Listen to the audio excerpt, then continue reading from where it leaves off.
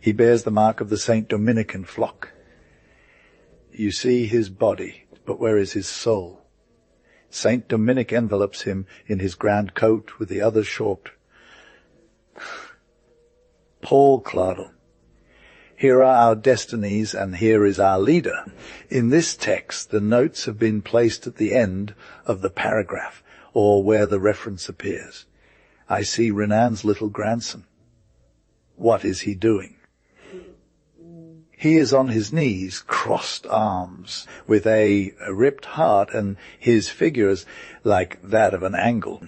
L'Ave di Ernest Psichari Massis, Henry illustration, The Life of Psichari by Henri Massis, note of the transcriber. The numerical references 1 to 41 refer to notes at the end of the book. The alphabetical references are to F. In the original edition were bottom of the page references. This life, suddenly broken in its rapid course, and whose incomparable fullness seems to want to restrict the tragic brevity, is not only the biography of a young man who sought his models among heroes and saints, but it is the exemplary story of our age, fraternally endured, shared, lived, the passion of an entire youth, accomplished with her in the blood of the most beautiful death. But this heart was so serious and so burned with flame that it cast its light on our destiny street. It enlightened us as it consumed itself. Our youth exalted itself in him. Of his generation, Ernest Psichari knew all the fevers there, all the troubles. Then the hope, the proud rise, the mission. He took his part in this dark torment, and in this magnificent will, he wanted to experience everything in his heart. Always ahead of his companions, Psichari ran to show the way, and some only understood upon dying with him towards what glorious end he wished to lead them, that his life was but a spiritual struggle, a battle of the soul, but this battle was the same one waged within the soul of an entire race. To retrace his story, which is the prefiguration of ours, is to take as an example among the countless lives sacrificed for France and for God. He was our model. He will continue to teach us and aid us, this grave and tender hero who lives in the light he had desperately desired, will never cease to be fraternal to us. This young man drunk with sacrifice, Christian France can invoke him in her prayers. He lived only for her. He dedicated his mind and heart to her. He gave her his youthful flesh. At first, some intellectuals found in this enthusiasm only a kind of dilettantism, the disgust of an intelligence saturated with audacious paradoxes and which relished extreme barbarity as othered extreme civilization. One remembers the astonishment among our elders when they saw the grandson of Renan, the son of John Psichari I, abandon his Sorbonne lectures to choose the career of arms, engage in a French action in African bushland, exalted by his books and his deeds the virtues of war. What he wanted with all his strained energy was to take his father's side against his father's striking formula that encapsulates the overwhelming obligation of our youth. And already he was thinking, 2 generations can forget the law, commit all sorts of abandons and ingratitudes. Under the fluid, singing and harmonious prose of Terry Solis et Somni 1908, where this new coming ghost celebrated the rude and primitive life of the desert, they would only hear an echo of enchantment. They wept over it as a mysterious rebirth. Yet the will of this young soldier was strongly opposed, and the call to arms 1912 signified this with violence. But it is necessary at the appointed time for the chain to be picked up again and for the trembling little lamp to shine once more in the house. He felt that this hour had arrived. Like everyone his age, Psichari was certain. Our generation, he wrote, or generations of us who began our manhood with the century is important. All hopes have come through it, and we know it. It is from it that France's salvation, therefore the world's and civilization's, depends. And because he took a clear conscience of the event that would dominate our lives, we found ourselves reflecting on the adventure of this officer, son of intellectuals. Everything hangs on our heads. It seems to me that the young secretly feel they will see great things, that great things will be accomplished by them. They will not be amateurs or sceptics. They will not be tourists passing through life. They know what is expected of them three. Hadn't he already given us cause to envy him, this soldier with a great heart who realized everything we wished to possess, the taste for action, the desire for dreams. And in this slow reassessment of ourselves that we accomplished, we exhort this life really so full, so rich in testimonies which made us forget the ugliness and miseries in which we struggled to discover the virtues that alone give value to existence. Thus, he had restored to us the meaning of virtues and the glory of arms for. We owed him a certain tension of the soul that helped us reject the trivialities of a deadly education. But beneath this fever of action, we felt that a greater misery was struggling, that unknown evil that left us helpless before life, that desperate desire for truth and purity, to be anything but vain words. When Psichari returned to us from the lost continents, his eyes by the free horizons of Africa, it was to this solitary figure that we sought the words to our destinies. It was to him that we questioned ourselves. From this exile, we expected the speeches that elevate and strengthen. What mysterious prince made us raise our eyes to this young man who yet followed an oblique path?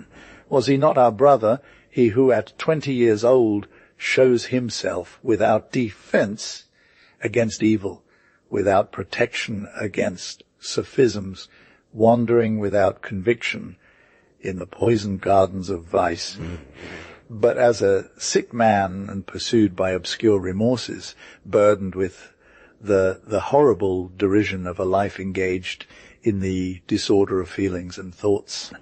He who once met his gaze, that pure look, going straight ahead, that look of perfect clarity, discovered that Ernest Psichari had a soul and that he was born to believe and to hope, that he had a soul not made for doubt, nor for blasphemy, nor for anger. And we felt that he did not take pleasure in his evil as so many others do. He did not say, I am perverted, but what can be done? Everything was in him of such intensity, such direct violence, that one day would come when this passion would turn towards the soul, the object of all search, and it would demand force, nobility, and candor with a similar urgency, with a similar zeal. We sensed into what errors his youth had stayed, but everything warned us that he was not made for sacrilege. Every step was useful to his heart. The voice that invites us to penitence pleases to be heard in the desert. I will attract him to solitude and speak to his heart. Uzi, I, 14. Our imagination, charmed by so much youthful heroism and this bellicose grace, followed him across the vast horizons of the Adra. He wrote to us. It is one of the last countries where soldier's work is still done, where military life persists. It is a land still warm with French blood. And we learned that south of Tichet, in the dunes of Auca, he had, with his camel riders, gloriously captured a band of rebellious Moors, because he already knew that great things are done through Africa, that he could demand everything from it, and that it could demand everything from him. Ernest Psichari set off for Mauritania at the beginning of 1910. It is on the desert roads where, in his flight from the sorrows of the world, he had shed the best blood of his youth, that he returned to climb this time towards purer glories. But very few would have guessed that it was driven by a hidden desire for forgiveness, to retrace its origins, to redeem themselves from many misils, to find the truth they did not possess but desired, that he had descended into the Sahara solitudes, and that the hero's intense life of action was merely a purgative life that God imposed on a soul he had reserved. It is about learning to say no, to declare I can't anymore, to pay the world in stark and vigorous negatives. Following the example of the saints, here is a man who flees the turmoil of men to become attuned to his soul. The extremely purified Saharan nature, free from any excess, cloaked in contemplation and silence, will act upon him somewhat like a monastery. Here, comforts, shortcuts, all worldly indulger holds no sway, but repel and disappoint, alone in the vast plains wind, at the end of the earth, at the end of life, where worries are high, where one walks close to eternity, he will learn another language. One no longer seeks to please, one displeases oneself. Man has only God left to grieve before him, to exclaim from the depths of his heart, invisible and sole witness to my sobs and regrets. Oh, this book, imbued with divine inspiration, and whose composition will only have been a long prayer, repeatedly offered, is the one we must consult to understand the long preparations for God's work within a heart he was soon to inhabit. From the admission of Ernest Psichari himself, the journey of the centurion aims to show how grace in the frugal and healthy life of the Sahara's oases prepares its own paths. The desert. He wrote to Mr. Trogan, who is a blessed land. Hear the voice of my tears from this spiritual battle, as brutal as a man's battle, played out at great risk in a forgotten corner of Africa. Psichari has left the narrative in this journey of the centurion that we have recently discovered with Reverence 7. Our Lord went there. Hundreds of religious men gained holiness there. I would say that the Thebaid still exists, and what is lacking are attentive souls to gather God's voice there. These studies, most of which were written in Mauritania, lack doctrinal authority, but have the sincerity of a confession. Psichari had not wanted to employ the autobiographical form out of a scruple of veracity. He thought it impossible to perceive and record with their exact value all the details of the divine action that prepares and accomplishes a conversion, and by a scruple of humility, he was averse to speaking about himself. But while it suited Ian, they are simply the thoughts of a man who for many years has passionately sought truth, and who has been fortunate enough for a few brief moments of good will to find it. Note, we will continually follow him. And to trace this inner preparation for Ernest Psichari's Christian life, we will mainly quote and paraphrase him. Psichari, to remain in the shadows. It is, on the contrary, our duty to try to make known his soul and what God has done within her, so that through the example of his life, he continues after his death the work of apostolate to which he had dedicated himself. But one thing from the outset strikes us in the confession of this soldier who under double copper of solitude and walk silence with confidence towards his goal, is that before thinking about his own salvation, before mourning over his misery, before praying for himself, it is for France that he prays, for France abandoned and sorrowful. One day, while passing through Port d'Aventure, Psichari showed a companion, a young warrior from Adro, the magnificent installation of wireless telegraphy, so unexpected in that poor Harran village. It is for her that her soul, overflowing with charity, seeks grace. It is for the purpose of serving her more faithfully than ever before that he calls this faith, by which she is of election the kingdom. It is in order to fulfill her mission more accurately that he desires the Church, this church that has bent over France throughout its history. You see, he said, pointing out the immense engine grunting, the Moors are mad to resist people as rich and powerful as the French. The Moor remained silent for a moment before responding gravely. Wes, you other French, you have the kingdom of earth, but the Moors, have the kingdom of heaven. Among people as inclined to metaphysical meditation as the Muslims of the Sahara, this error can have disastrous consequences. I have come to believe this. We will only appear great in their eyes if they know the greatness of our religion. We will only impose ourselves on them if the power of our faith imposes itself in their sight. Certainly, we no longer have crusader souls, and it is not at though going to fight the infidel that an officer assigned to Chad or Adrar will rejoice. Here is an idea that the Moors should not have, wrote Psichari to Mengra Jalabert, and it is a little bit us who gave it to them. And he added, sending his offering for the construction of the Dakar Cathedral 10.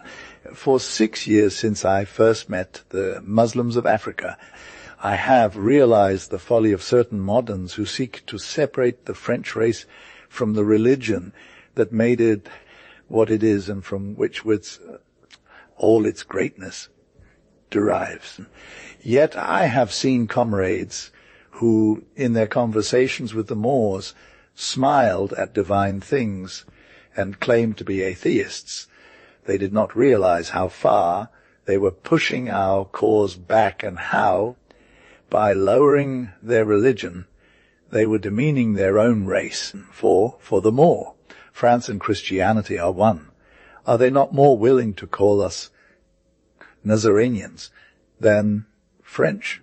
And it is strange that it should be they who come enlighten us ourselves and teach us a lesson. This true soldier sees nothing beautiful but loyalty. And a thought from far away comes to him. Why, if he is a soldier of loyalty, has he made so many abandons, committed so many renements? Why, if he hates unfaithful progress, does he reject Rome, the stone of all faithfulness? And if he looks upon the unwavering sword with love, why then does he turn away from the unwavering cross? If this infidelity is absurd, he admitted to himself, that I dare not confess it before the Moors, and I tell them, we believe. Yes, my cowardice before them makes me understand how, against my will and unknowingly, Jesus binds me. Thus, this missionary did not intend to bring with his arms only the benefits of a materially powerful race. Happy he exclaimed, "Those who have not the burden of being the messengers of an entire nation, happy those who do not bear the weight of a homeland on their shoulders." France had nothing but roads to clear, camps to build, cities to construct in these Mauritian lands where she tried to settle by force. She carried with her a soul, a spiritual principle, and that very thing which ensures her eternity. For him, there was no doubt. Just as he was certain he was not the true heir to this French dignity, which he now realized was primarily a Christian honor, so too did he comprehend that he could in no way speak for France, whose name he bore even to the ends of the earth. He will know no rest until he has regained the face of his native land and the meaning of his blessed name. Thus can it be said that had France deposited in this soul her first desire for God. The first prayer to rise from his servant's lips was hers, which stirred him. It was only later that the problem of individual salvation arose. For this man of action. The first time Psichari thought of God, he did so while thinking of the army. For now, he thinks, if I serve the church loyally and its eldest daughter France, haven't I done my whole duty? Regarding the church, indifference is not an option. Whoever is not for me is against me, and I take sides with all my soul. This was where Ernest Psichari stood at the beginning of 1911, while desiring and seeking the supernatural light of grace. He was still far from Christian life and Truth 12. This is roughly the state of mind that a few pages from the call to arms he was finishing at the time, and which a too hasty critique might take as a decisive testimony 13. Translate, truth, he desired it with fervor. His eye was as not yet strong enough to turn inward. It would only later reach his heart, and he had to wait and suffer to know the glory of him who, with his bloody hand, was to come and seek him out to lead him therito.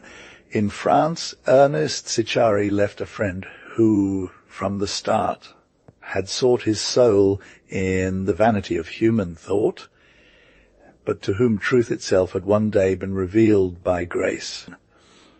And this brotherly voice pressed upon him in his solitude, where we have prayed for you from the holy mountain La Salette. It seems to me that she weeps over you, that beautiful virgin, and that she desires you. Will you not listen to her?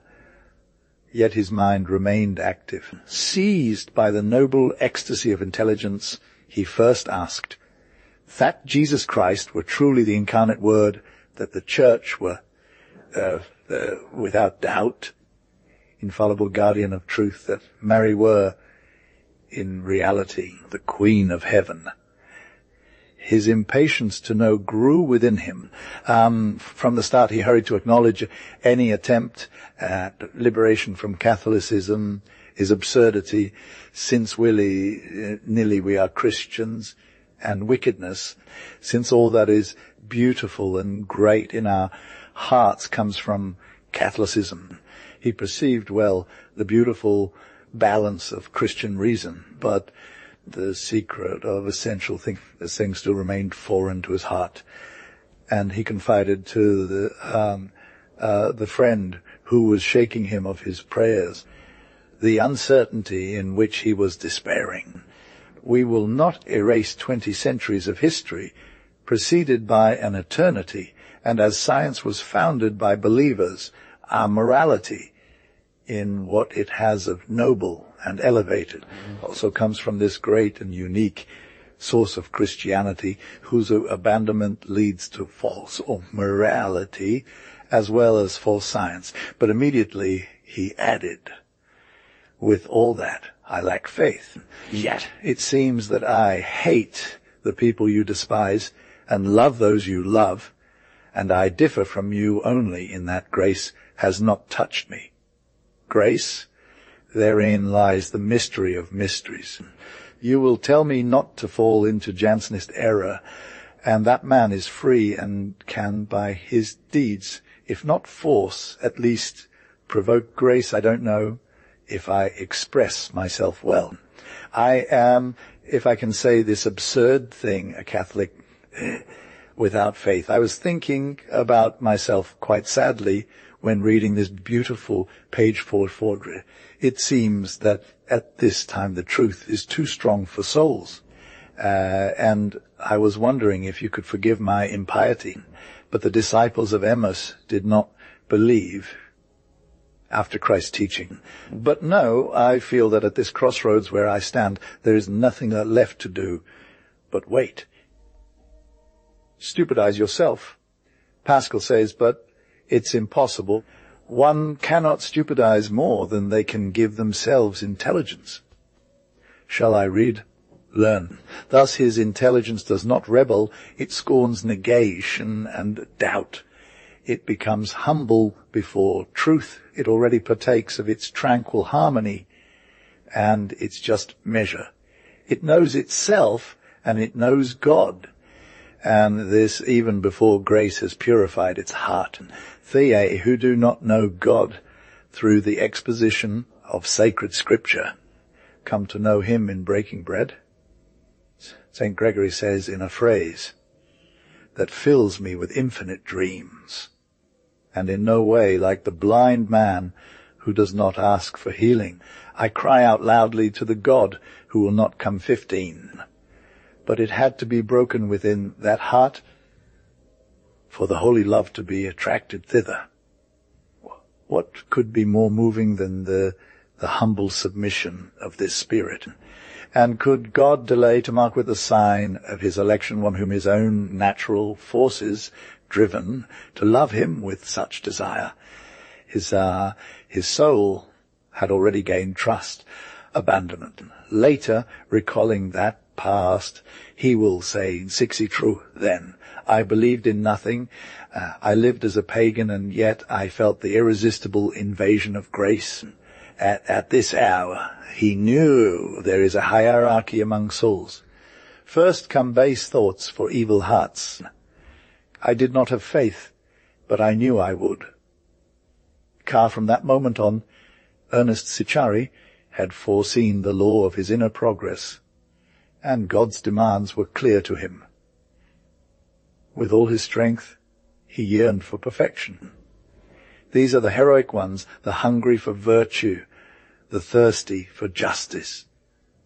Certainly they have guarded themselves against gross falls, but they consider that to be insufficient.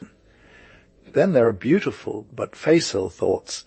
There are poor, miserable spiritual satisfactions for these hearts who deeply ignore evil, but feed only on common virtues.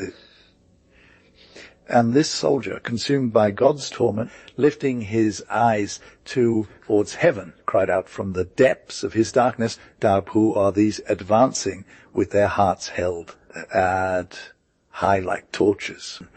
Listen to the call of this heart pressed by its sobs. "I feel," he says, "I feel that there is, beyond the last lights of the horizon, all the souls of the apostles, virgins, and martyrs, with the innumerable army of witnesses and confessors. They all overpower me, drag me by force towards the superior heaven, and I want with all my heart their purity. I want their humility. I want the chastity that encircles them, and the piety that crowns them. I want their grace and their strength. I will not stop." They seek this essential purity, which is the entrance into superior intelligence. Everything in a car is linked to the inner system of man, and the profound light of what is true will always be lacking to those who have not made a heart of crystal. Does it seem that he foresaw the mission God reserved for him? He who, still suffering from the horrible evil of the earth, desired to ascend to him through the most difficult paths, and would only accept the purest, the most heroic models of life as an elected one, pressed, mysteriously designated to follow them. Isn't he already in heaven, whom this mysterious preference belongs? However, the words of liberation had not yet resounded. At this pathetic cry that broke the silence of the desert, "Oh my God, deign to see this misery and this confidence." And in the face of this so burning effusion, in the face of this hungry desire for divine possession, we wonder, as he wondered to himself, isn't this man who desires some reflection of the soul within him, who has a thirst for supernatural virtue, who longs to live among angels and no longer with beasts, who has the will to rise, to spiritualize constantly, and whose heart is so vast that it overflows the boundaries of the earth? Only on the land of his ancestors could the words of reconciliation be spoken. Have mercy on the man who has been sick for 30 years. No voice responded. And the stay in Mauritania was coming to an end. Psichari was returning to France without experiencing the rich pleasure of truth and its possession. When we saw Psichari again at the end of December 1912, he confided in us his anxiety, the very same one that was tormenting our souls. After 3 years of separation, our brotherly hearts reunited, moved by such suffering. If anyone does not care for his own, and most of all for those in his house, he is worse than an infidel saint. Paul, if Africa had been the place of his purification and anticipation, Paris reserved for this soldier other tribulations through which God would definitively test him and make him pay for the graces he wanted to shower him with. Where we were seeking a master of truth, and for that we were ready to change our existences, but not for any system. We put the same pressing, decisive question to life and refused to accept that our destiny had no meaning. We could not do without a moral absolute. We had experienced the vanity of the doctrines and beautiful ideas that our teachers had served us in abundance. Both of us, without confessing the Catholic faith, we already saw in the beauty of the Church the radiance of eternal beauty. Our intelligence had nothing to oppose to his dogmas. Far from it. We were even convinced that there alone was truth. Through what truly divine correspondence, this young officer who returned from Adrar, trembling with action and clad in warrior glory, entrusted us with the same need that we renounced to satisfy in the depraved reason of the moderns.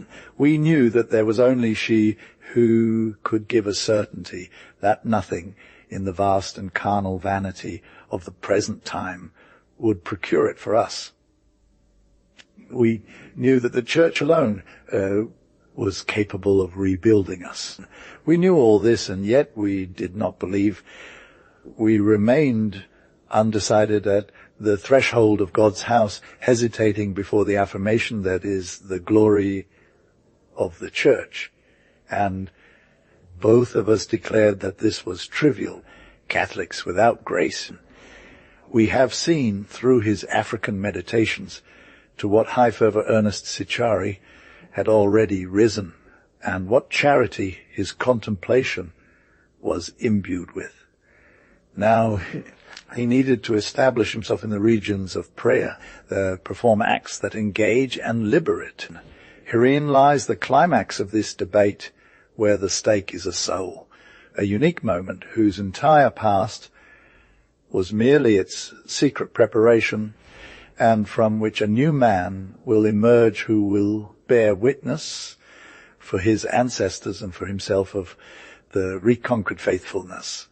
This is the confession that at the beginning of 1913, Ernest Psichari made anxiously to a friend who, more advanced than ourselves in faith and true science, had assisted him through prayer, and who would press him in this decisive moment to let himself be informed by the ecclesiastical spirit, which is the Holy Spirit.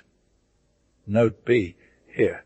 We cease to follow the journey of the centurion, which, rich in clarifications on the preparation for Ernest Psichari's conversion, stops at the threshold of this decisive step, and we resume our personal memories, aided by his unpublished correspondence. But he worried about the impression his eventual conversion might cause to his mother. What troubles, what uncertainties, what hesitations, still at the dawn of a day that was going to be so beautiful. In the harshness of the present time, amidst forgetfulness, denials, and blasphemes, in the deepest distress of homes, the Lord's voice is once again heard. Unbelieving and depraved race, they bring your son here. Words of legitimate indignation that this wounded child cannot comprehend except as an incomparable tenderness, a miracle of charity that gently returns him to his soul's home.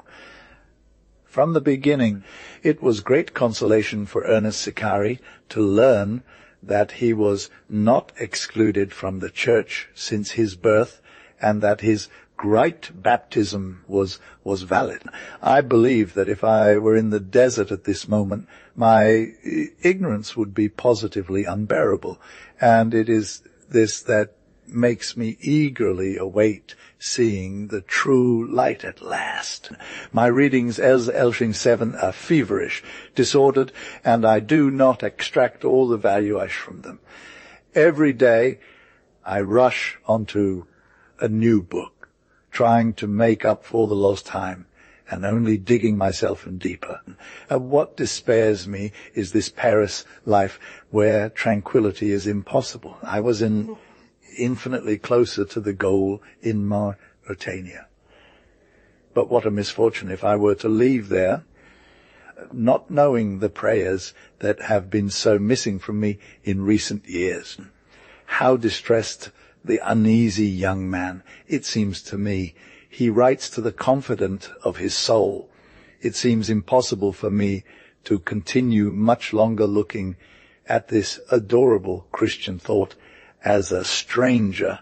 And I think that after having been so neglected and deprived of so many sacraments, it is no wonder that the slope is so steep. I now know that prayer is what's best, since I always start it without taste and never fail to finish it in joy and serenity. What distant power do these words have to act on the hardest and most closed heart? 18. God, who is the food of the great, would no longer refuse himself to this hungry heart. Grace was to complete on earth the work that it had begun and carried so far in the desert, intervening only at the last moment. Once the preparation of the heart by God alone was finished. Human instruments. Psichari had only to ask to be received into the church. On these decisive hours, we have a unique document, the journal where a friendly friend took care to note the main moments of Ernest Psichari's conversion. This is the most direct testimony. Let us turn to these leaflets overflowing with piety and love. January 18, 1913. J. Sees Ernest speaks like a Christian. January 21. J. Saw Ernest, who told him that he might ask to see a priest soon. January 23. Ernest's visit, he seems troubled. On Sunday, he is to go to Mass with J. The Cathedral 19, he has the Mass reading explained to him Sunday, January 26. Ernest and J go together to the Grand Mass. They return greatly moved, both of them. Ernest tells J that at church he feels like home. J. Indeed, admired his ease and piety.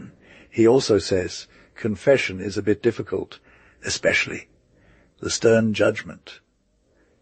Already, he prays a lot, especially to the Holy Virgin. It's clear that it's the faith of his baptism that awakens and acts. Spontaneously, he decides to go to the Grand Mass every Sunday. Father Clarissa 20 is doing 8 days. Sunday, February 2, Ernest and Jay attend Mass on Rue d'Elm. Ernest is absorbed, not communicative. Jay returns anxious.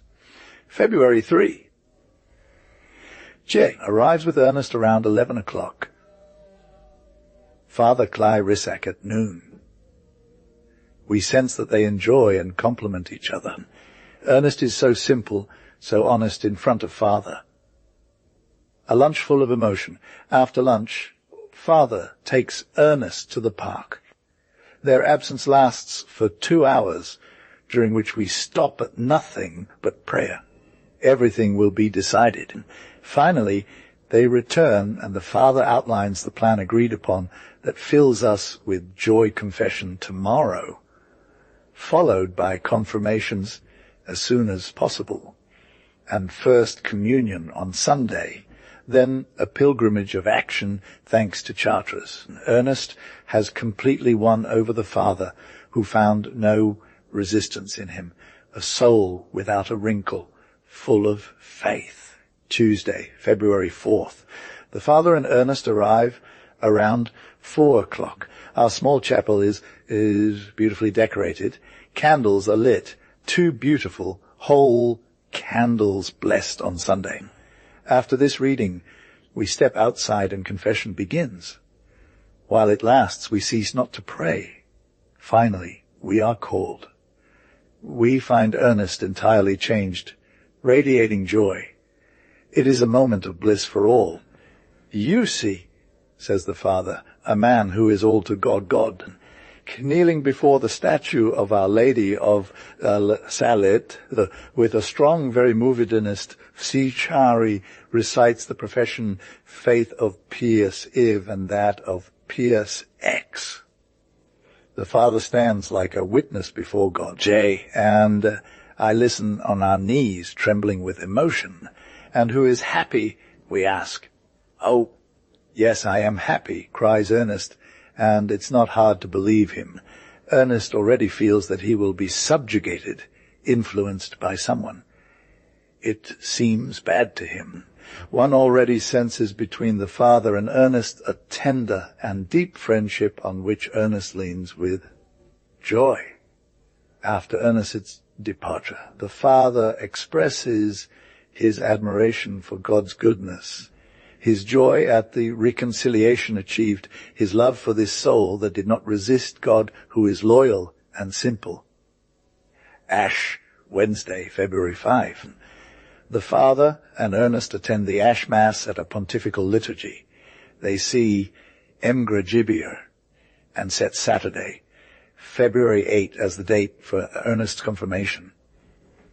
Ernest has an expressive, happy look, deeply preoccupied with thoughts of God. Thursday, February 6. We see Ernest with the Father. I always felt, he said, that if I came to faith would be through a supernatural act. And how could any influence make you believe Catholic dogmas and bring about this enlightenment? Ernest is to take the name of Paul at confirmation as reparation for Renan's insults to St. Paul. Tuesday, February 7th, the Father has seen Ernest in Paris. Ernest delights him with his uprightness and the complete openness of his soul to faith. After confirmation, the Bishop of Versailles asked him his age. 29 years, much time wasted. Our friend responded, we keep saying with him, God is good, and all this is beautiful. On Saturday, February 8th, Ernest Psichari was confirmed by Monsignor Gibeah in the chapel of the small seminar of Grandchamp. with a trembling voice full of restrained fervor, he recited the credo, scanning each Latin syllable. And bowing respectfully under the prelate's blessing, he expressed the drama that had just unfolded between God and himself. "My Lord, it seems to me that I have another soul." The next day, Ernest Psichari made his first communion at the chapel of the Sisters of Holy Childhood. Then he embarked on a pilgrimage to Chartres. Upon his return, he confided to Father Cléla Rissac, "I feel that I will give God everything he asks of me." All who were witnesses to these admirable events were struck by the sudden joy that filled him. From that point on, Psichari lived in joy-free joy, the fruit of love, love that knows and embraces its object, and betrays all. That is genuine charity within a soul. Immediately, he possessed the heart's gaiety that salvation brings. In his eyes, our brother had something luminous, confident, tender, revealing a state of great inner freedom, and, as we have noted, childlike innocence, in which he lived, and foreshadowing the grand designs to which God predestined him. One thing also caused us astonishment. It seemed that Ernest Psichari had entered into the Christian life from the start, without preparation, without learning, without transition, as if he had been Catholic all along. This soul, ignorant just yesterday of the communications of divine wisdom, suddenly seemed to be filled with it, and without intermediaries. He knew everything without having learned anything. He invented his prayers, and they turned out to be precisely those that the Church had spread over the ages. Every day he communicated and directed all his powers towards the cross, the 22, and in the ecstasy of reunion he exclaimed, "But what, Lord, is it so simple to love you?" Indeed, what strikes is the overflow of supernatural life that appears in him. Immediately he turned to Christ, and it was from him that he expected truth and happiness. It is a delightful discovery. He wrote to Father Clay Rissac, 23, that what I am doing now is a sweet and cruel acknowledgement, and there is no office where I do not shed abundant tears before to whom I have so long crucified, that France itself crucifies at all hours. And again, I was able to approach the holy table every morning, and I did it with courage, counting on the mercy of our Lord. Forgive me, make me for my weaknesses, so unworthy to receive his body, and trusting myself entirely to him in everything. His literary works, his profession as a soldier, everything served as a pretext for elevation towards God. One must have seen him pray, followed with him the movements of the liturgy to know what love and strength his prayers held. I believe it is when we are most downcast we should desire with the greatest love the Eucharisty.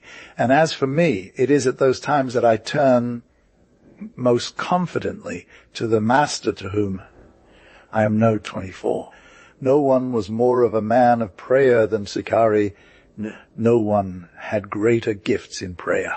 Every day he said the office of the Virgin down to the last caption, not a rubric that he had not meditated on at length. He even composed a suite of processes for the Rosary. These elevations, he began them in tears, so acutely did the pain of his past faults seize him. So deeply did he feel ruins and darkness, revolts and struggles within himself. And from each of them arose this thought: what can I do for the Church that has welcomed me in the midst of my distress? Jesus, Mary, I beseech you to enlighten me, give me strength to be entirely at the foot of the cross, solely attentive to your commands. And the prayer ended in joy under the burning desire that eternal hope sowed there. Thus, Psichari saw prayer as the primary duty indeed, the normal position of a creature who wishes to stand in her place under her Creator. To be in his place, to stand in his place, this is the great concern of this Christian soldier. From this arises our impatience to see him offer thanks for all that God had given him. Furthermore, no one loved to give himself more than Peter's faith. It was John's love that dwelt in his heart. But he also knew that the place where Providence had placed him on earth was a post where he must set an example, where the privileges received impose heavy obligations, and he felt deeply within himself how much he was bound by the magnificent gifts she had reserved for him. And here we grasp the essential secret of this chosen soul, the deep will that guided his destiny, which suddenly gives meaning and the grandeur to the inner drama that we summarize.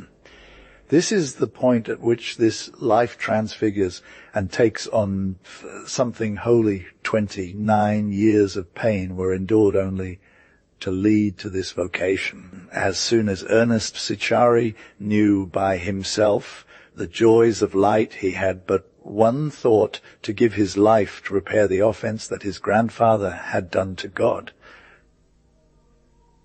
For this work of reparation, he had promised himself to devote himself to the Lord. He wanted to celebrate Mass, this Mass long abandoned. He wished to bend before this tabernacle left for human parvis, to share in this chalice, to be a priest forever, to reclaim his place, the precepts and the mandate that one of his own had deserted, and perhaps above all to alleviate the sufferings under which this father of his flesh was afflicted, hasten his liberation, offer him his filial heart, so that he might finally see God, who had been the God of their fathers. Among men, Ernest Psichari openly rejected the doctrines, the errors of Renan. He hated his work and his teaching life. This is a scandal only to minds without true piety. We here attain the highest point of love. It is the blood of his heart that this young man offers to reconcile to God him who begat him. What grandfather was ever wept over with such tears? Never has filial affection borne a more perfect testimony. Never has charity been more magnanimous than in this soul of a son. Never has hope clung to it with a warmer tenderness. One must have seen the joy of E, that a son should grieve at the thought that his father's soul is lost to another life, that he shall know no delights denied him, and that this son should strive with all his fervour, repair his wrongs to the utter giving of himself, to the holocaust of his soul, and place his hope in the mercy of infinite goodness. What more touching? Psichari, when a religious person assured him one day that Renan's soul, at the moment of appearing before God, might have been lightened of its sins through the prayer of some Carmelite, through the tears of some very humble contemplator. And they had added, who tells you that your grandfather is not saved? Only God can judge consciences. None of us has the right to set limits on the mercy of the Heavenly Father. Who knows if mysteriously, under a hidden grace, Renan has not reconciled himself with the master of his early years. Even who knows if it is not he who incites you today to repair the damage he may have caused to souls 2 to 6. So it can be assured that Ernest Psichari was thinking of turning away from the broad path of the world and engaging in the narrow way of perfection. What gratitude he embraced the faith that allowed such hope for him, son of faithfulness. He would never cease until he had given himself completely, so that the prodigal father would not be banished from the house of all his desirous 27. The composition of his heart, his love for obedience, which he derived from a mind at once military and very humble, predestined him to it. Before the sword of the Spirit, before the sword of God's word, this soldier fell to his knees. I am waiting, he wrote on March 16th, 1914, to Father Clarissa, simply for the Lord to tell me, if he judges me worthy, rise up and come. Christ was his commander. He waited for his orders. But Providence still reserved a series of great trials and poignant uncertainties for Ernest Psichari, which he would endure with a soul full of peace and abandonment. Often the certainty of what will be asked of me weighs on me. I am afraid. I do not feel ready, but I also know that I must go, and I clearly hear this inner voice telling me the adorable word, always present. Another binds you and leads you from what you do not live. Let the will of Lord Jesus be done, not mine. From the beginning, Ernest Psichari did not doubt that he would one day be a servant of this order of Saint Dominic, to which he already belonged with all his soul, and whose joyful rule suited him so well. 28. There was indeed a will for apostolate in this military man that prevented him from being purely contemplative. In the first moment of his conversion, he had begun by reciting the Benedictine office. No, I cannot continue, he admitted. He feel that I am a Dominican. Finally, it was a son of Saint Dominic who had confessed him and then received into the Third Order in September 1913 at the convent of Rijksholt in Holland. Certainly he believed that he owed this renewal of his soul to the intercession of Saint Dominic. But I don't know what force drives may. It seems to me that there remains to be done in the domain of pure literature a truly Dominican book, as this book can be written by a layman and writer. Why shouldn't I write this book?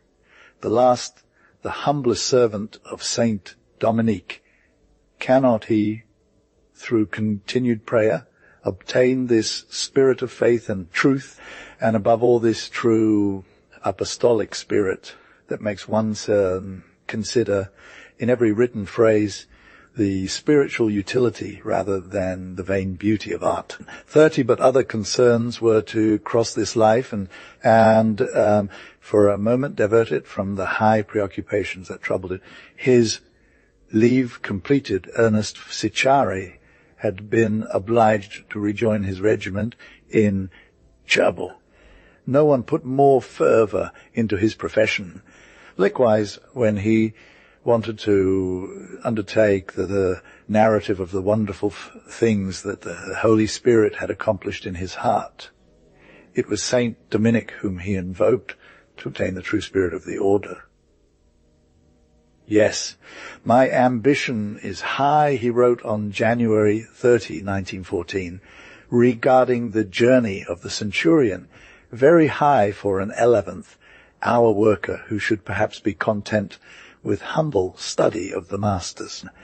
Regiments in their way are not convents of men. Among all the duties of a Christian, it was the duty of state that this soldier instinctively placed at the highest level. He felt with accuracy the heavy responsibilities that weigh on the humblest of leaders. He dedicated himself to them with love. Full of joy, he resumed in June 1913, the path to his company and saw again his men, his horses, his cannons. But could he forget it was a new being returning among his own? He should not feel a stranger there. It is a great misfortune that they are so distant from life of grace. The same habit of giving body and soul notes Vigny, who first noted the resemblance, the same need to dedicate oneself, similar practices of gravity, restraint, and silence. Ernest Psichari was going to be able to live his double life as a military man and a Christian. I have found in Cherbourg, he wrote to Father Clay Rissac, the healthy and comforting environment I had left more than 3 years ago, and rejoiced to see my comrades again. They are following a beautiful straight path, well marked. They are far from many compromises of the time. Many of them, most of them, would perhaps be close to writing it if they only had a few movements of goodwill. May our divine Master enlighten them. May he also give me the strength to set a good example and do some good for these brave people, 31. With many duties and occupations, Psichari felt deprived of much assistance.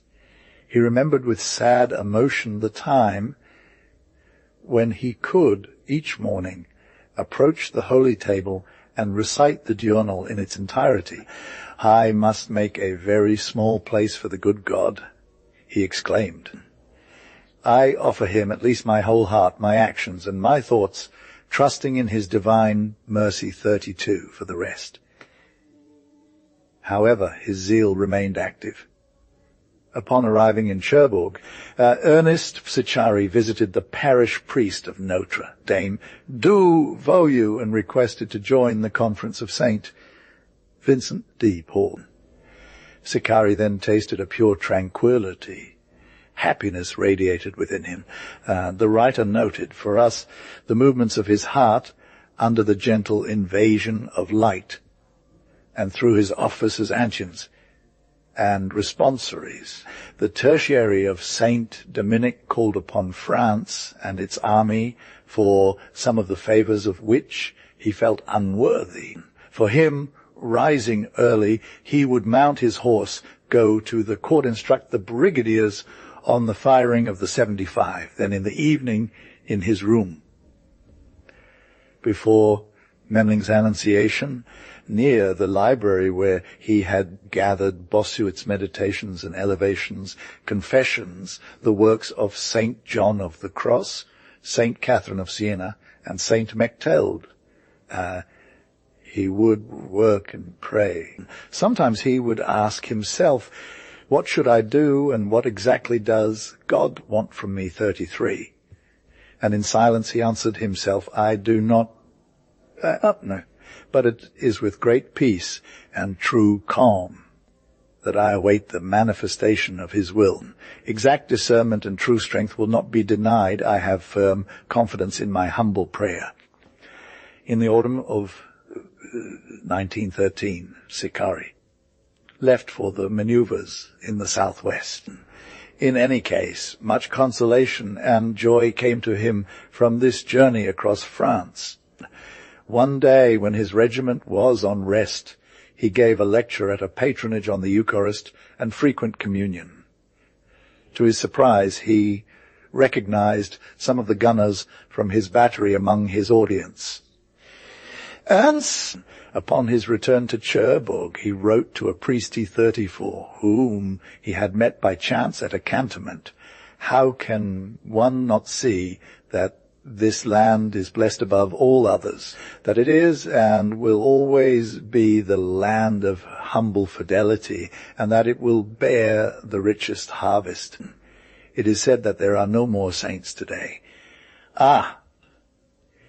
If the Church allowed it, I would say there are, and where they are. In the village, as in the city, the parsonage is the only place where intelligence seeks refuge, for I do not call this the poor, depraved intelligence of intellectuals. The only one where there is really life, the only one where you are sure to find not only men of heart, but men with the keenest understanding of everything, the straightest sense, the most delicate reason.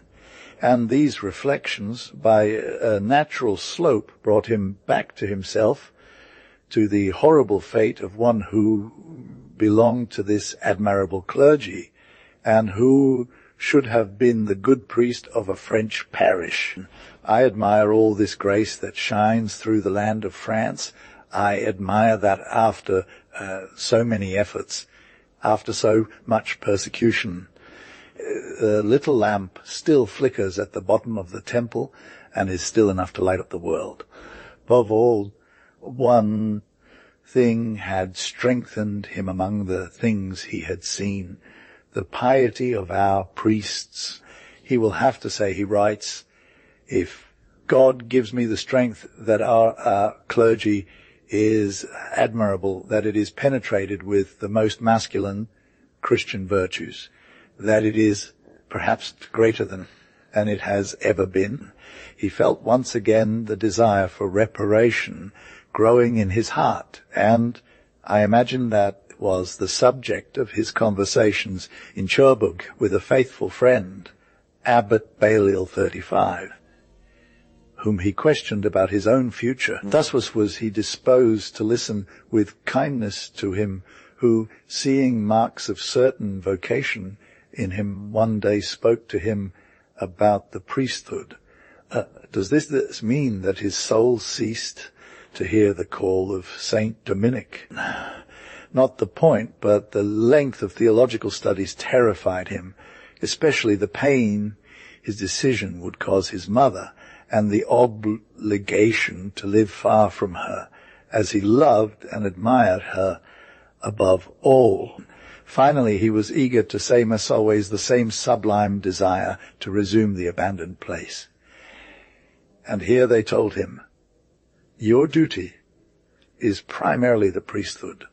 Thus, in the spring of 1914, Ernest Psichari visited the superior of the Grand Seminary of Issy.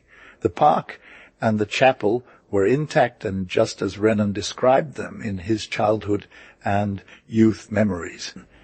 God wants you, at least provisionally, among secular priests. In his filial fervor, Ernest Psichari received this advice with an overflow of joy. Yes, to be a simple country curate, like his grandfather had been, to live in some very simple presbytery in Low Brittany, to return faithfully and minutely to the abandoned paths, and first to follow in his footsteps, to find the exact vocation, to go to the seminary. He regained the cold Jansenist charm of the 17th century, the long solitary path, and it was with great emotion that he saw these very places where his lucky grandfather had prayed. A few weeks later, Abbé Tanqueray, director of the Grand Seminary, met Father Janvier and said, we have received the visit of Renan's grandson. He will come to see you. It seems that this pilgrimage to Issy only confirmed Ernest Psichari in his resolve to dedicate himself to Saint Dominic. Nevertheless, his inner tremor had not subsided.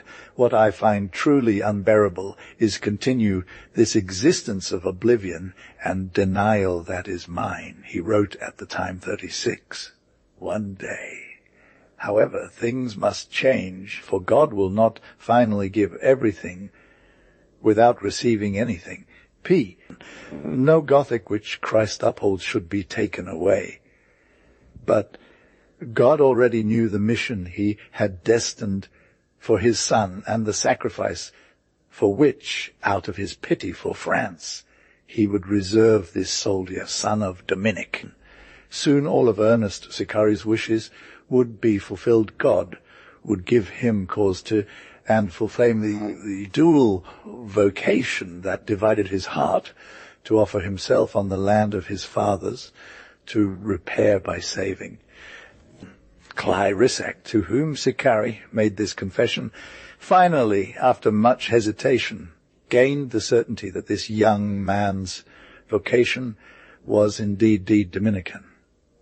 It was agreed, however, that Ernest Psichari would not immediately commit himself and first pursue his theological degrees in Rome at the Angelic College as a free auditor. Ernest Psichari left on the second day of the war with the 7th Colonial Artillery Regiment.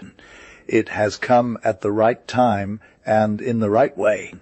The gift that Ernest Psichari was about to offer for the service of the fatherland is at the same time a testimony rendered to God, a true Holocaust, freely consented to and consumed in union with the sacrifice of the altar 37.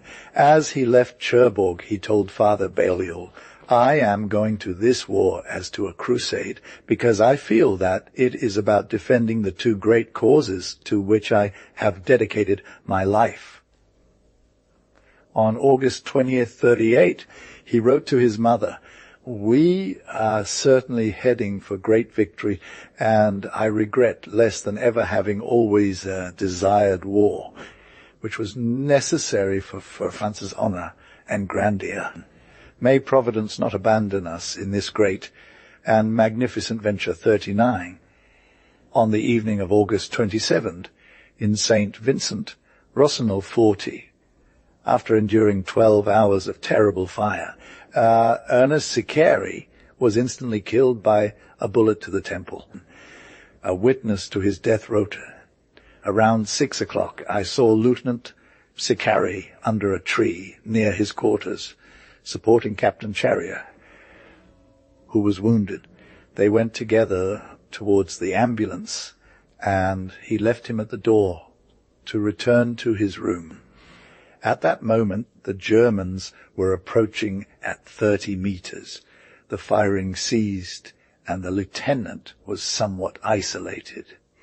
I saw him look at the half circle that the Germans formed around him, bend down either over his gun or over a wounded man, and fall, struck fatally. He fell on his gun and slid to the ground. Those who saw him later were struck by the calmness of his face. His rosary 41, which he had managed to hold on to, was wrapped around his hands. At 30 years old, having accomplished everything, God called him to life and glory. Ernest Psichari entered it, followed by a heroic militia of young martyrs who gave him in heaven the most beautiful cohort he had ever led, to restore the moral atmosphere in which the heir to all these cultures grew up would be, to evoke an entire age that recognized Renan as its own and the one that had generated him. Notes and documents note one Greek by his father, and altogether French, Latin, Breton by his mother, whose Catholic blood from the Renans is mixed with the Protestant blood of the Scheffers. Ernest Psichari was deeply intertwined with the spiritual events of our own history due to his origins and the glory of his family in the century. At 18, he was publishing subtle verses in the style of Verlaine and Mallarmé, which was also the way of Henri Renan, his uncle. Furthermore, captivated by metaphysics, he annotated Spinoza and Bergson. It is not within our power to do so, and we will limit ourselves here to fix the imagination with the essential moments of Ernest Psichari's youth. Ernest Psichari was born on September 27, 1883. He studied at Lycea's Henriet and Condorcet. After obtaining his philosophy license in 1902, he left as a dispensation to fulfill a year of military service. The army seemed to him the only activity where this idealism, nearly corrupted by a completely skeptical education, remained intact. Upon arriving at the barracks, he felt with extraordinary intensity that he was meant to live there, that it was his vocation. From then on, he had something to grasp onto, a reason to act. In 1904, he re-enlisted in the 51st Line Regiment in Beauvais. But, eager for action, Sergeant Psichari changed arms and joined the colonial artillery as a simple gunner. He quickly received the rank of Marshal of Lodgings.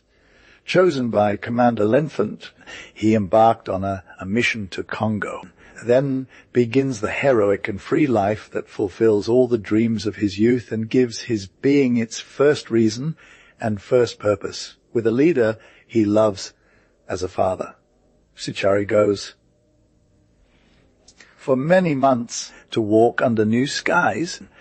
Together they penetrate the Sangha among the wild mountains of Yadi towards that clear Pendie that no one else had crossed before them. He convoyed herds of cattle along rivers.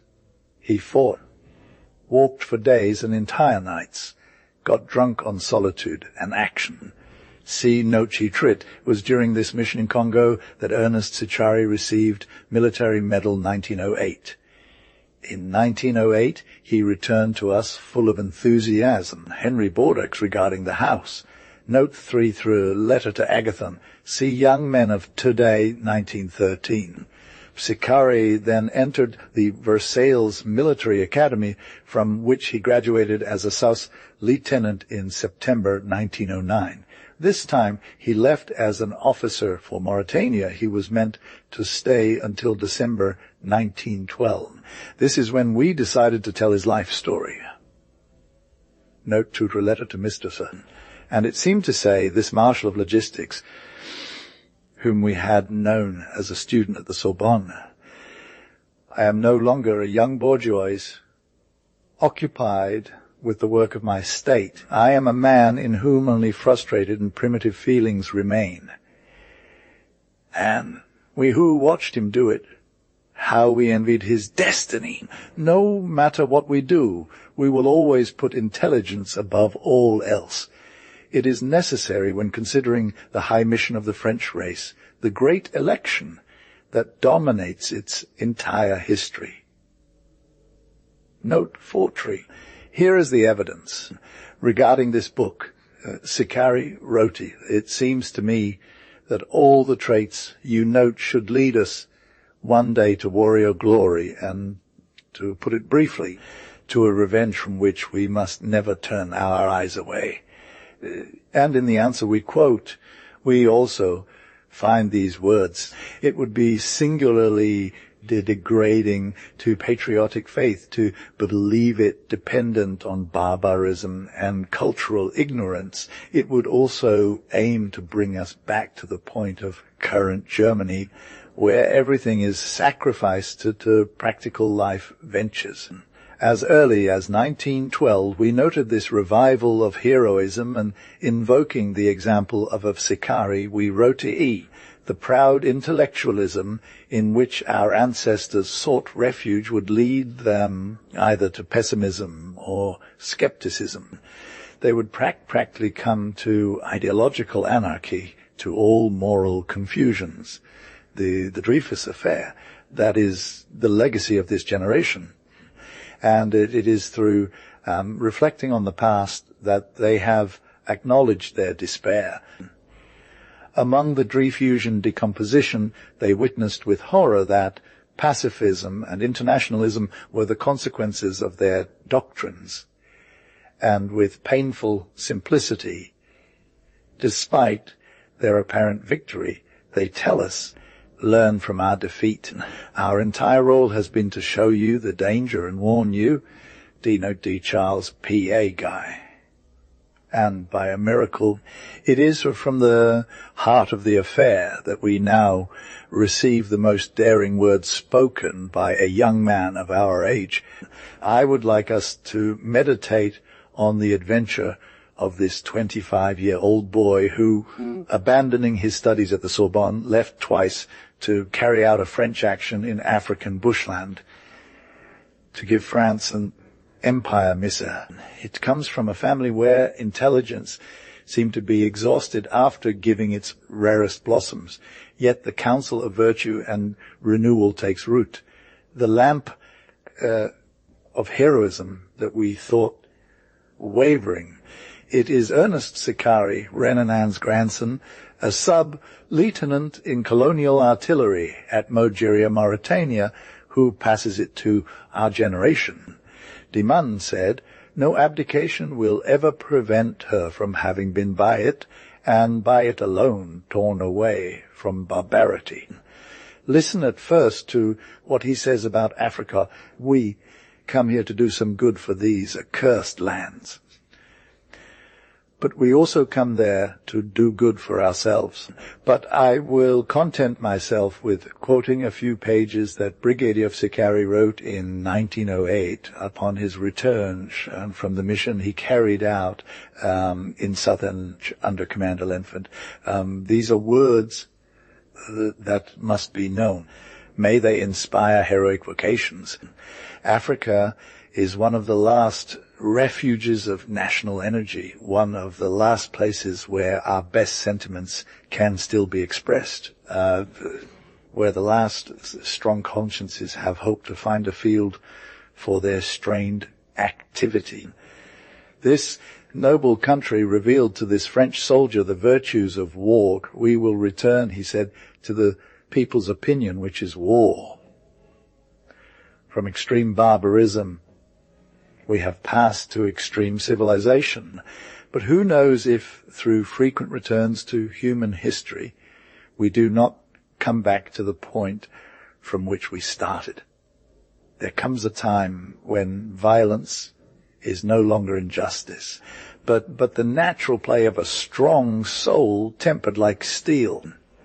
There comes a time when even kindness ceases to be fruitful and becomes softening and cowardly. Then war is no longer than an indescribable poem of blood and beauty. Psichari had corrected the excess of such bellicism, but that these words were exhilarating for those who, like us, had grown up in the teachings of pacifism and humanitarianism. And here is what this son of intellectuals read deep within himself.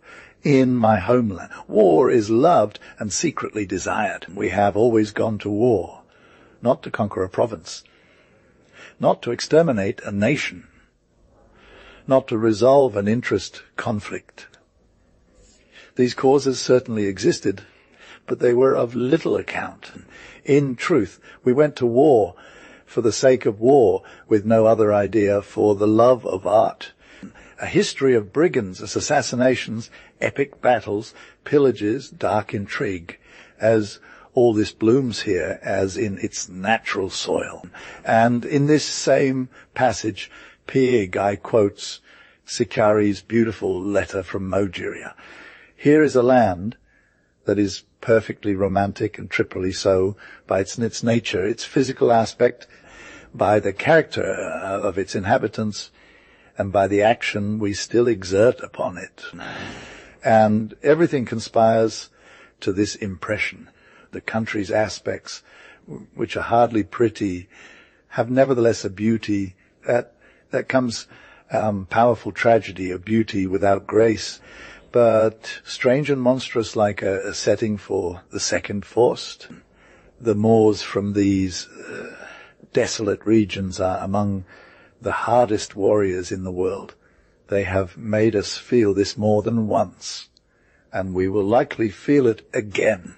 The waterless plains of Aegon, scorched by the sun, the mountainous Tagan and its circles of black rocks, the endless dunes of Auca, the black Asaba. All life has withdrawn today, and there remains a harsh mineral skeleton where poor tents made of camel hair wander and nomadic herds graze. We did it out of a natural need to expend and impose ourselves because it was our law, our secret reason, our faith. This faith, this French taste for heroism, this impulse that traverses the African pages of Psichari, I found it this summer in the souls of many young men I saw a secret desire gleam in their eyes. We had to wait 2 more years for the event that would engage this passion. Charles Paet, in the votive epistle that concludes his Victor Marie, Comte Hugo presents Psichari in a terriba of 100 square meters in the middle of the desert, surrounded by his books. His country library, as he assures us, contained only Pascal's Pensées, Boschut's sermons, the mountain artillery regulation, Dupuy's table of logarithms, and a copy of military servitude and grandeur which Psichari valued, as it composed the sole literary baggage of Lieutenant Violet of the cavalry who so nobly died at Kaiser, Tuche and Adra. Also 5 small books that were nothing other than P.A. Guy's own cares. This noble and ancient race linked to the mystical East here. There are Shiites who've been rejected and confined to Persia on the banks of the Euphrates by the wars of the 1st century of Islam, and which branch of the East as far torches out to the Count of Nigant stretch as far as Timbuth, the Count of towards the East, and a loop. Presents a sample of humanity that is extremely evolved, yet where the simplicity of customs has remained intact, where the fervor of primitive blood has remained pure.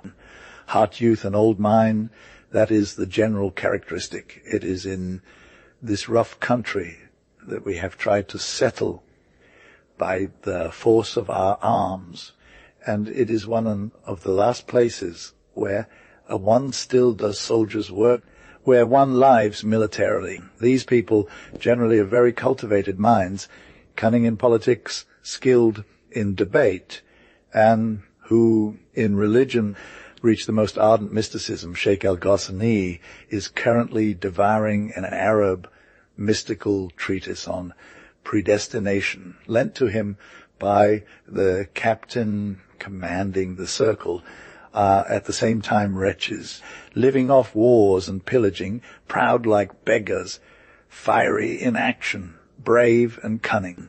The aim was to go show ourselves in Tichet, an important Tsar located 200 kilometers east of Fort Kopolani, where we had not yet set foot.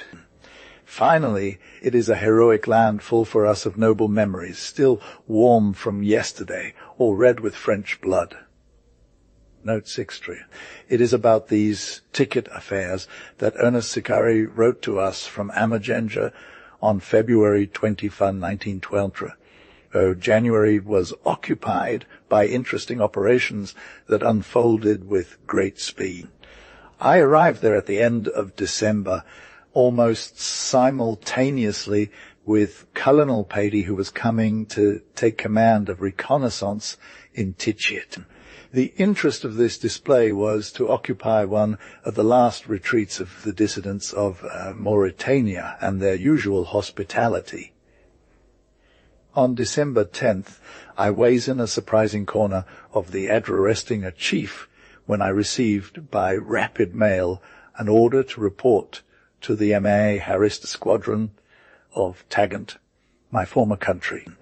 On January 2nd, we were on our way to Tichet, marching indeed at top speed. As allowed by the lightness of the troops, only MAA Harris troops and 100 men on foot. On the 15th, the colonel gave me command of a detachment of 20, then tasked with gathering encampments in the Dones, south of Tichet.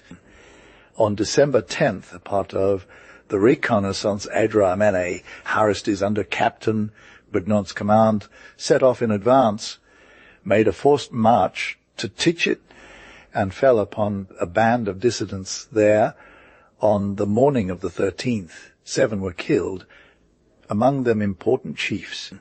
The former Sultan of Adra, Sid Ahmed Day, was taken prisoner after being wounded. A great success, having a powerful moral effect on the Moors.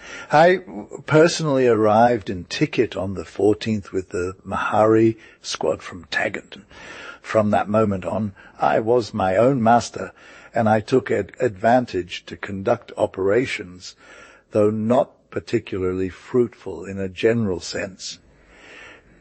They were interesting to me because I came into contact with fanatical marabouts whom I made discuss.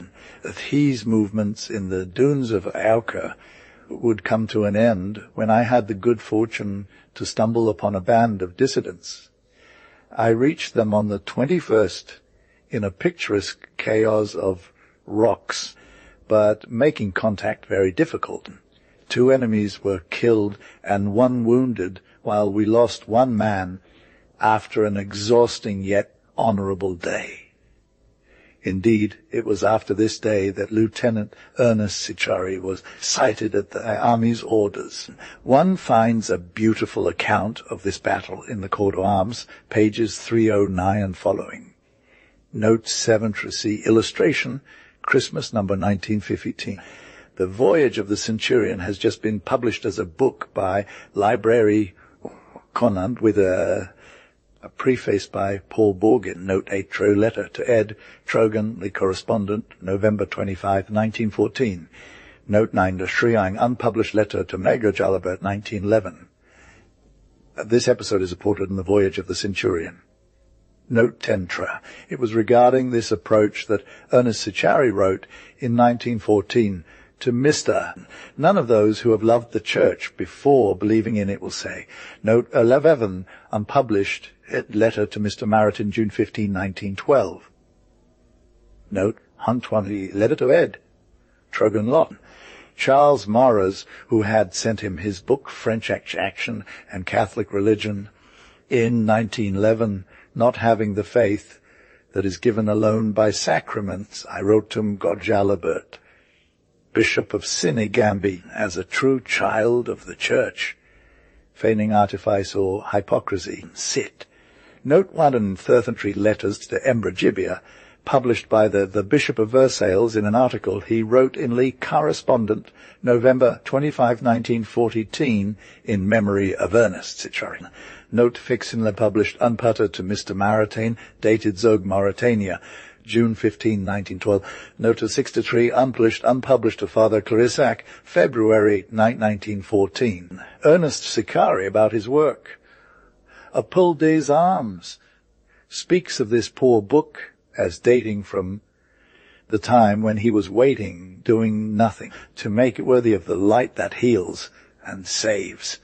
As Psichari's conversion occurred while his novel was being published in Opinion, our friend had decided to halt its publication in book form. After much hesitation and on the advice of Father Clarissac, he agreed to publish it of a humble concern for truth and to show the distant preparations for divine work in a soul still closed. Note 14 tree. See Maratin, La Science Moderne et la Raison Revue de Philosophie, 1910. Note 17 tree. Psichari particularly read Action by Blondel, An Already Spiritual Life and Prayer, The Life of Saint Dominic, the Children's Catechism, and especially the Missal, which he studied thoroughly. Note 18 tree. Unpublished letter to Missa. If everyone knew what Christian life is like, we would no longer see these miserable ones who obstinately refuse the paradise that is offered to them. He can have no certainty outside of Jesus, and he can have access to God only through Jesus, who is God himself and a man at the same time.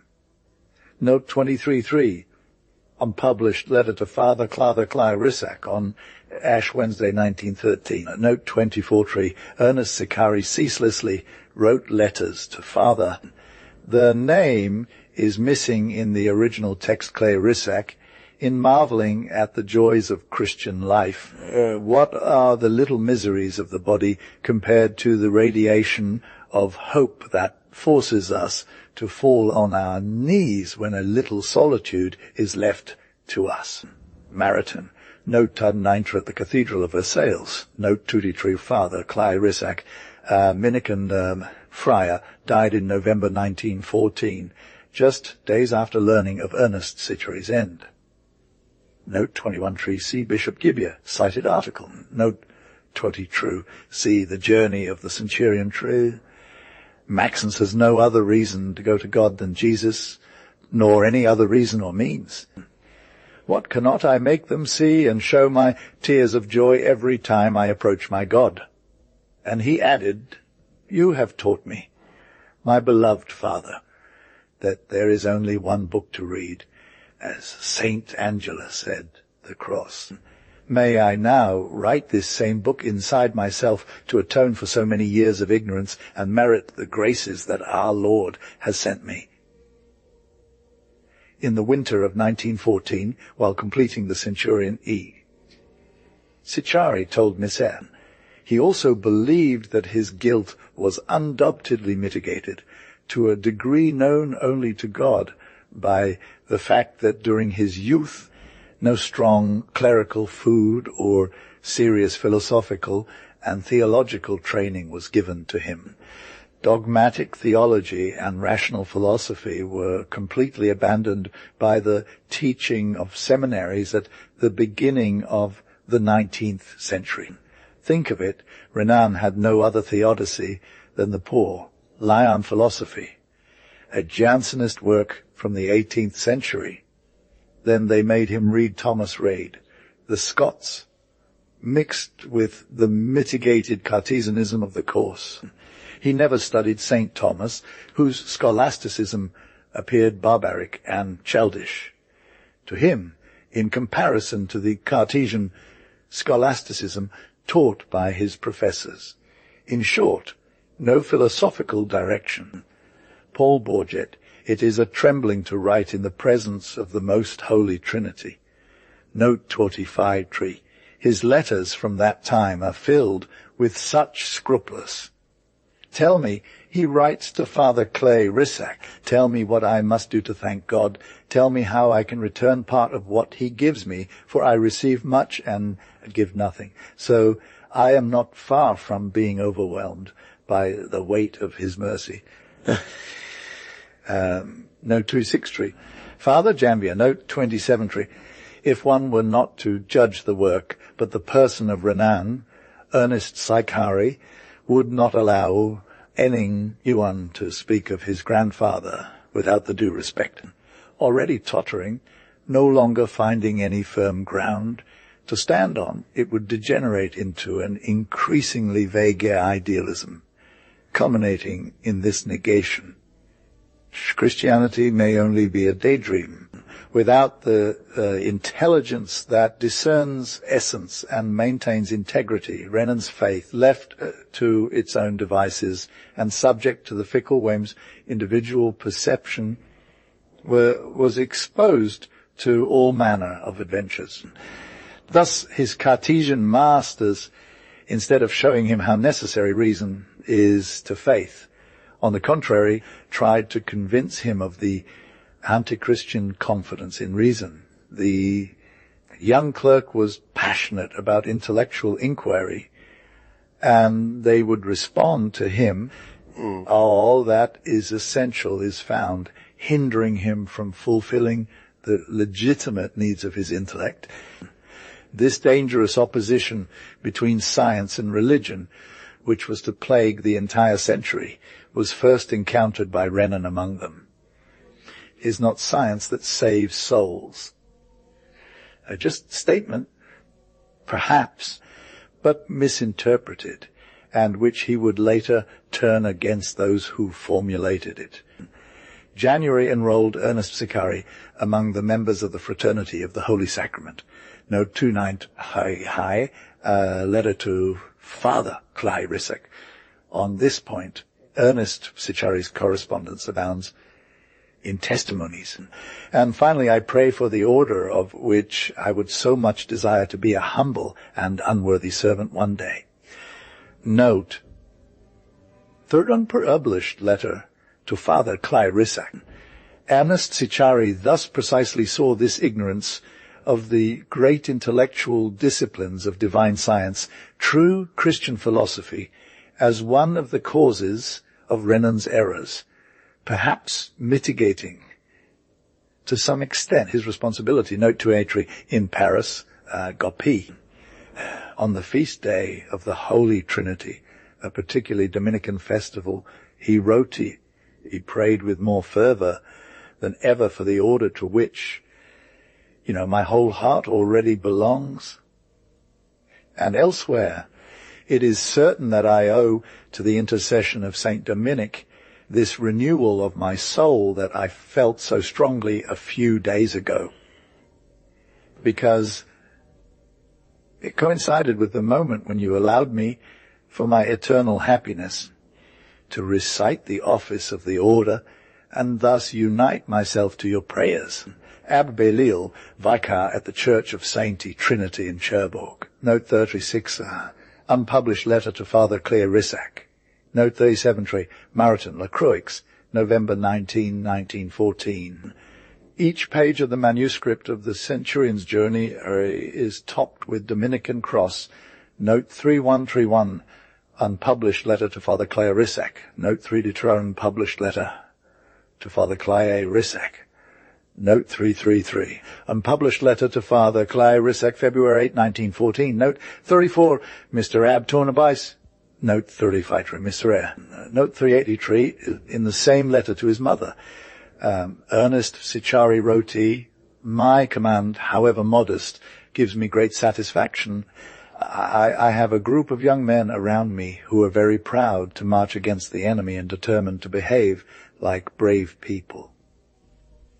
Note 39, a few months earlier, Psichari had indeed written, France must go to war if she wants to regain her full place in the world. Note 42, near Neufchâteau, Belgium. The survivors at nightfall were taken prisoner by the Germans. The men displayed an unparalleled courage. Not one faltered. At 7 in the evening, after enduring 12 hours of terrible fire, all that was left of our fine divisional artillery was a graveyard. The guns were out of service, having used up all their ammunition. The horses had been gutted, and half the personnel were out of combat.